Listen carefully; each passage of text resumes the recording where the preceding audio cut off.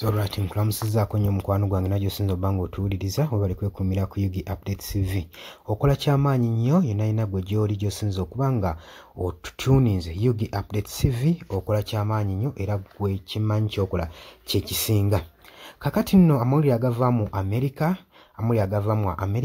galaga nti nno abasibe abakwatibwa mu ggwanga erya Democratic Republic of Congo nga bagezaako okukola obulumbaganyi n'obutujju ku gavumenti ya Felix Tshisekedi eya Democratic Republic of Congo bazziddwa ku butaka era ne batwalibwa mu custody za Amerika era kati gye bakuumibwa.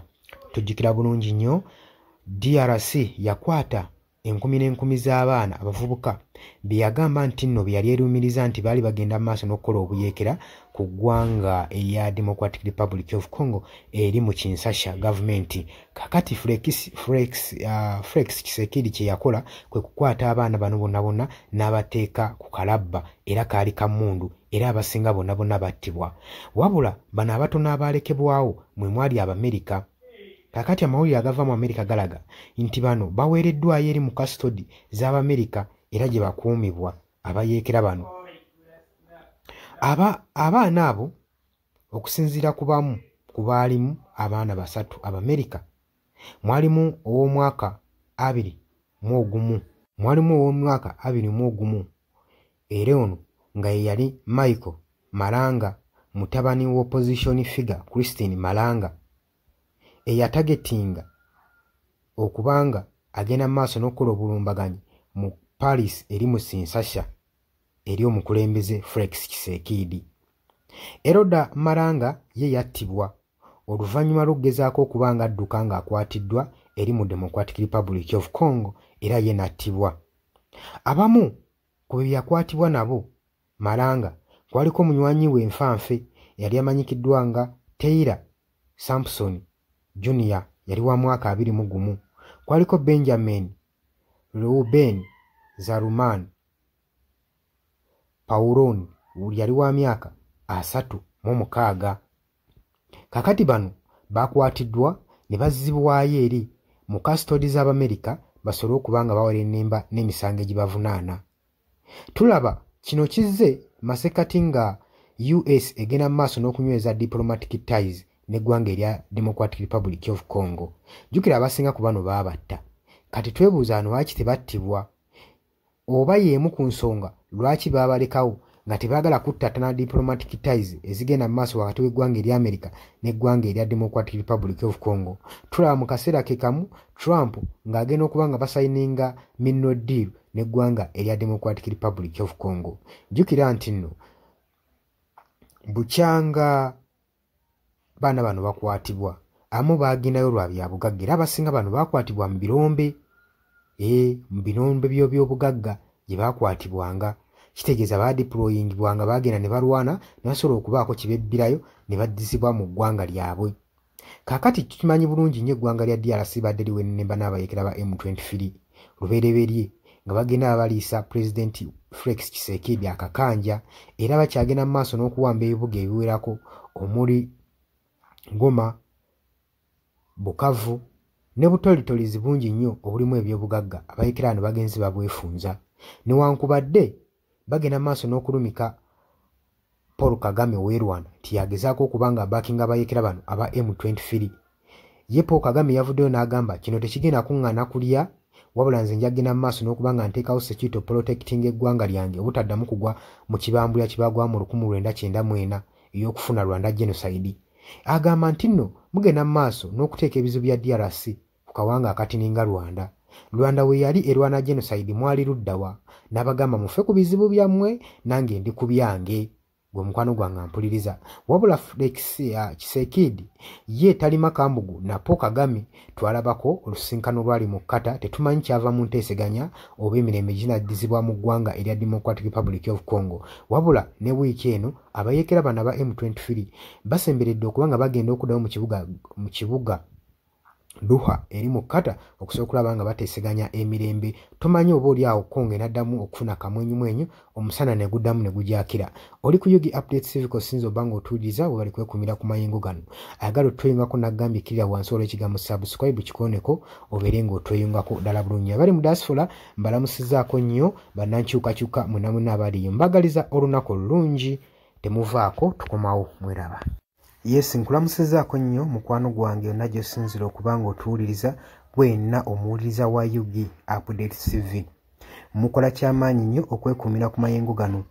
Mmwe abali emitala w'amayanja abali mu diaspora nammwe mbalamusizzaako nnyo sibeerabidde kubanga wemmwe mpagi luwaga abayimirizzaawo amayengo ga channel eno okuba ng'ekulaakulana n'okutuusa eddoboozi lyammwe eri abantu be muba mwagala libatuukeko bonna bonna.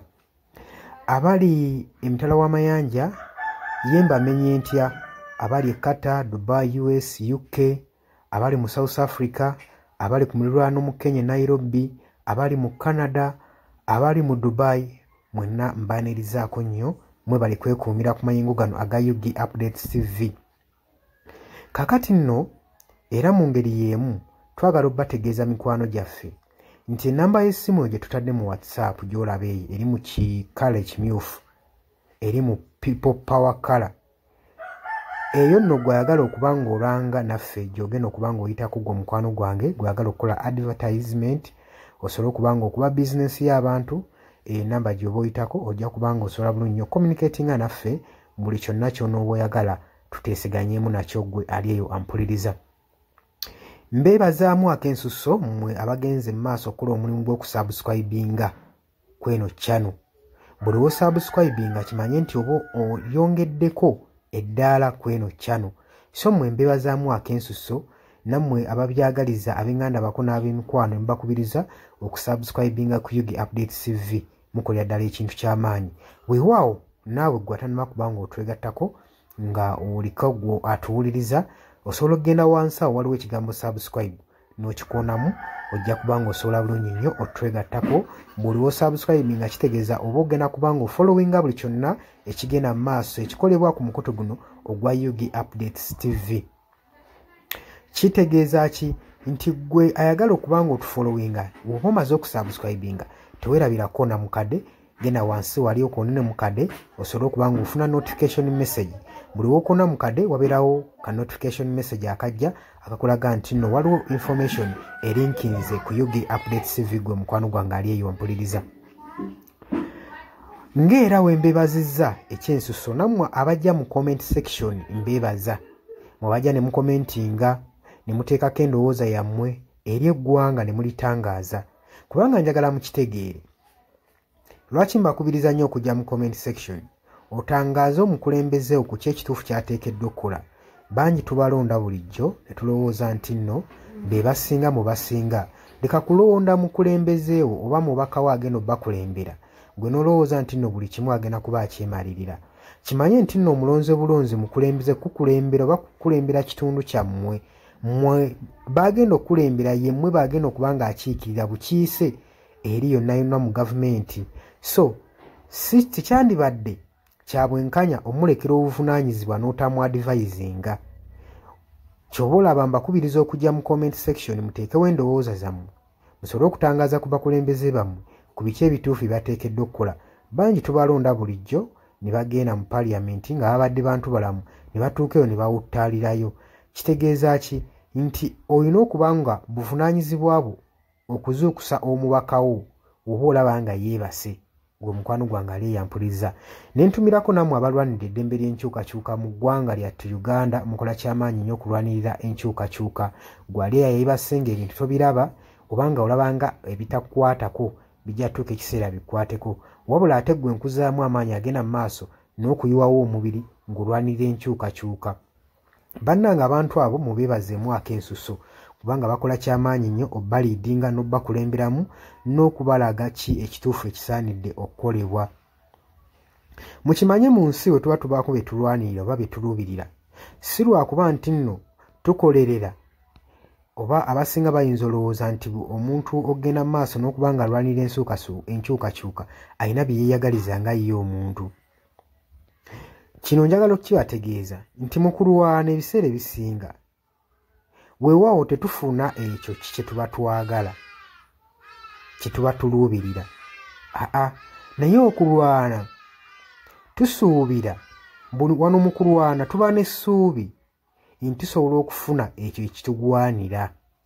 Kati naawe mukwano gwange ali eyo alwanira enkyukakyuka, kino kankikutegeeze, wandibanga nno oli eyo olwana nga tumanyi ddi ogenda kifunamu, weewaawo oyinza obutafuna ekyo ky'oyagala, naye osobola okufuna ekyo ky'ogwanira.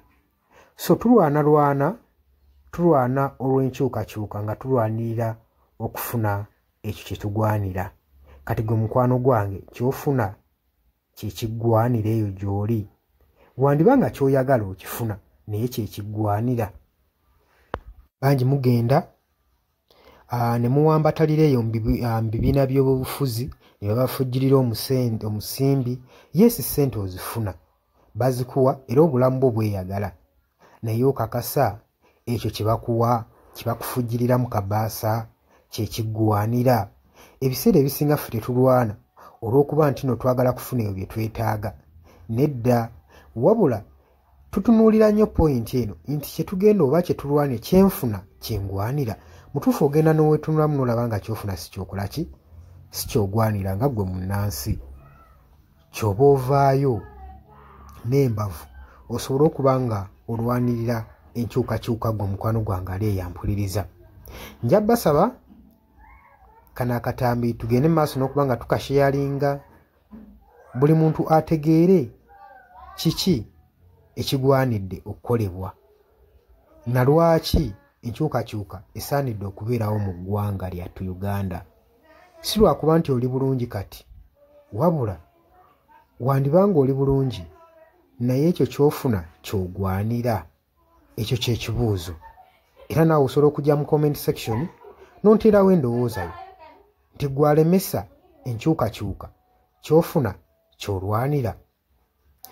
Muli ku Yugi Updates TV ku musinzi obanga mutuwuliriza, mwebale kwekuumira ku mayengo gano.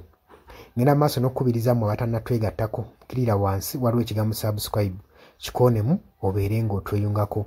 Ennamba eyo gye ntaddeawo nabagambye dda, gwagala okulanga naffe gy'oba oyitako ojja kuba ng'osobola okommunikatinga. Mbaagala nnyo, mweraba era nga mbaagaliza ebisinga.